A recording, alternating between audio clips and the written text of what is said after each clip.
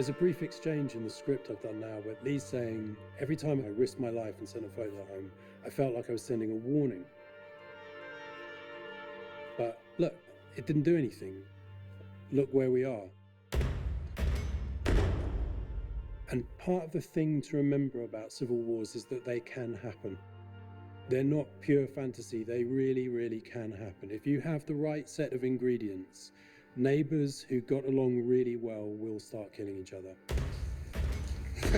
I remember watching the news when January 6th went down, and I got a text from Alex, and he said, our movie is happening right now, right before our eyes. One of the things that's brilliant about this film is that it's a fait accompli. It's already happened. You know what I'm saying? We're in a country that this is already afoot. Get in the car!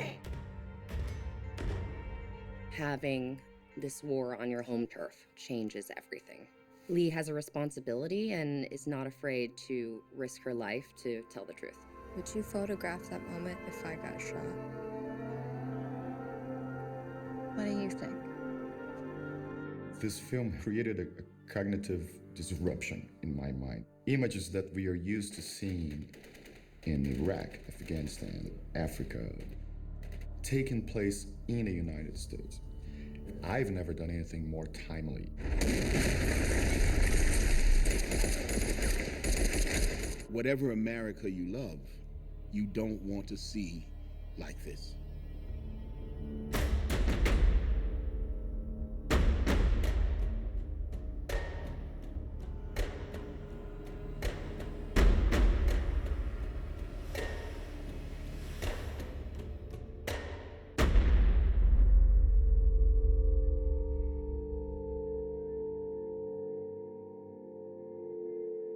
My name is Alex Garland, and I'm a writer-director of Civil War.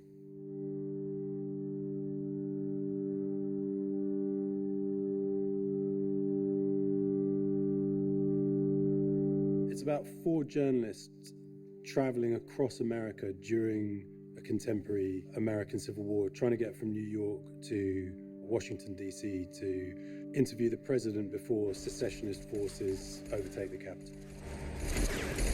America has been for a long time the most powerful country on the planet, and for reasons that are old, they go back literally centuries, but are also very current. The fault lines that have existed within the country are sort of vibrating and resonating at such a speed that you feel like actual serious fissures are happening and significant changes, and that means significant dangers are becoming manifest. And then it's the job of the film to be able to access that subject matter in an intelligent way. So it is about fault lines, but it's not allowing people to take a position about on which side of the fault line they exist. You good? Marking here. A little further away. You good there? Right there. 2 cameras, D camera mark. We're on the ground in Atlanta, finding locations. While we're shooting it, we're calling it road trip. So we don't set up in places and say, yeah, we're shooting a film called Civil War, which might feel provocative. So we find a little bit of Atlanta that looks exactly like Brooklyn, and we say, this'll do, great. It's just smoke and mirrors, man. That's the game. So when we first meet Kirsten's character, Lee, she's at a water tanker which is distributing water to panicky civilians within Brooklyn.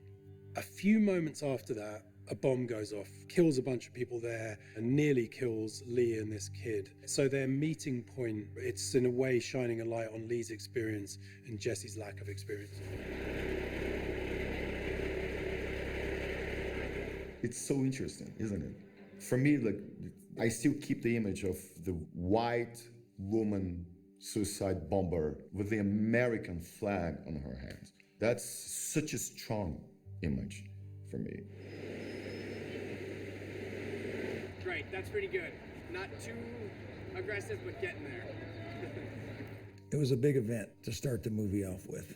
We had 15 stunt performers on wires getting blown up by the suicide bomber. Yeah, that was our biggest concern. as we moved forward into the script because everybody had to, we couldn't hide pads. So everyone probably took a 15-foot ride to the pavement. Yeah, I mean, that took weeks and weeks of setting up this elaborate system of people on wires, and, there's a lot of like weight calculations and, the restrictions of the set. So that was a big endeavor in itself, just the rigging before we even got to the part where we snatched the people. Set! Set! Right, here's the count.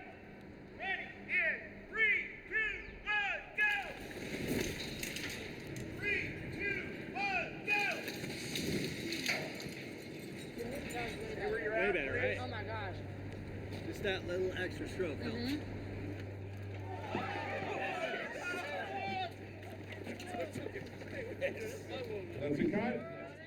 The explosion itself, we wanted to have something real on set. That was kind of our way of operating for everything, was that there should be something real, and if we could film something, we should.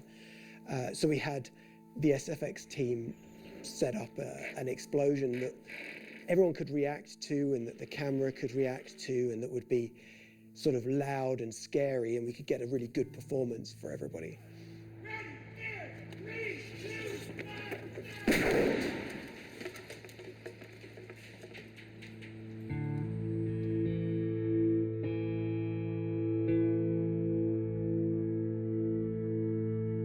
And everything went great. No one got hurt, and it was a really fun one. Yeah, it was a fun day.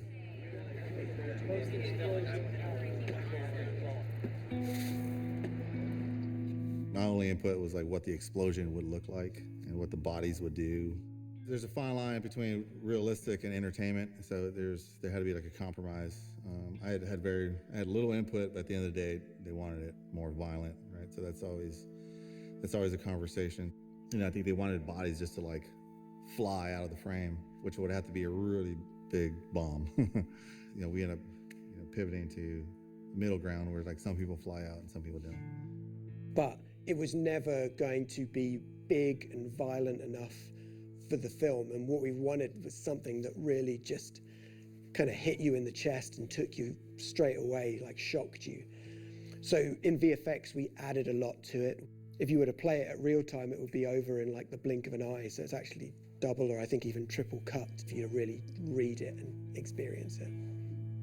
We had a lot of extras on the day. There were a lot of people there, more than 100 people that were playing kind of the protesters and the police, but it was never enough to feel completely full, and there were still gaps, and as the scene happened, there'd be a little split between two people and you'd see through into the distance. And Alex wanted it to feel very crowded and claustrophobic. So we went to the basement of Framestore with a green screen, and we had a number of people that would come in and act as protesters with buckets and signs, and we would put them in the deep, deep background to fill in any of those gaps. So as the camera moved around, we sort of felt like there was a wall of people in every direction. In the distance, we put in some Manhattan skyline, just to really emphasize that whole "we're in New York" story point. Kirsten Dunst plays Lee. She's somebody who is not participating in life, she's observing. She's a photographer and she's a voyeur. There's a couple scenes in the film where after atrocious events occur, she gets out her camera and begins to document what happened. You begin to feel the pain that she's gone through not living. You can feel that in her character. And then, she ultimately makes a decision to break the line between witnessing and participating. Lee has spent her working life covering wars in other countries and is now covering a war back home. There's a sort of twin civil war at stake. There's the broader backdrop of the civil war that she's covering, but she's having her own internal civil war as well. I think when you're a war photojournalist, that's your job. Fear is not a part of her work, and she just gets the job done. And so whatever that takes, she's willing to risk her life.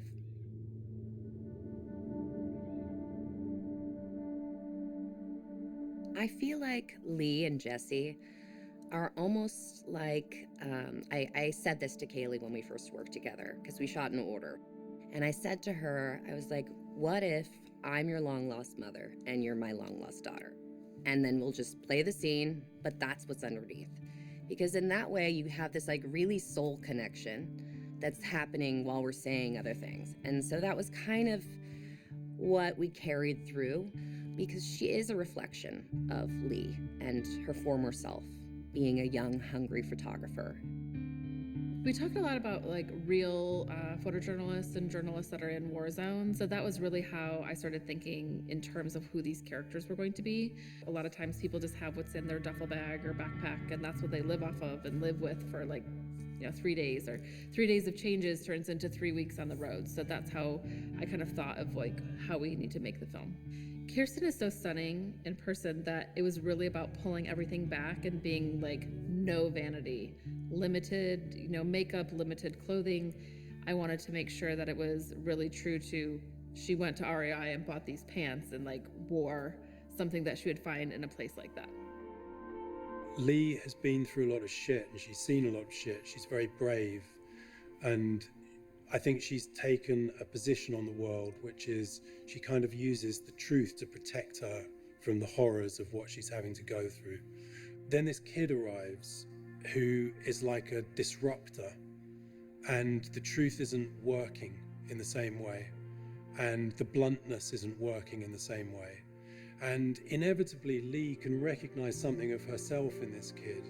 There's a definite sense in Lee that everything has been closed down, and what this girl is doing is just slightly opening doors in Lee. Jessie sort of wiggles her way into this car ride, and she doesn't exactly know what she's gotten herself into. She doesn't know how far she's gonna get, but she knows she has to take this opportunity, that there's no other way. She can't say no to this. She brings the innocence and idealism and the willingness to learn. And you get the sense that nothing will really damage that idealism. Her heart and her mind are in balance. It's the kind of young person that you see and you say, I don't want anything bad to happen to this person, because this is the future. She's the reason that you want to have a world left. There's a little bit of All About Eve in the movie. She's the young protege who's really green, and you watch her become a pro over the course of the movie. She starts out with a kind of naive wonderment, and by the end of the movie, you see she's in the game.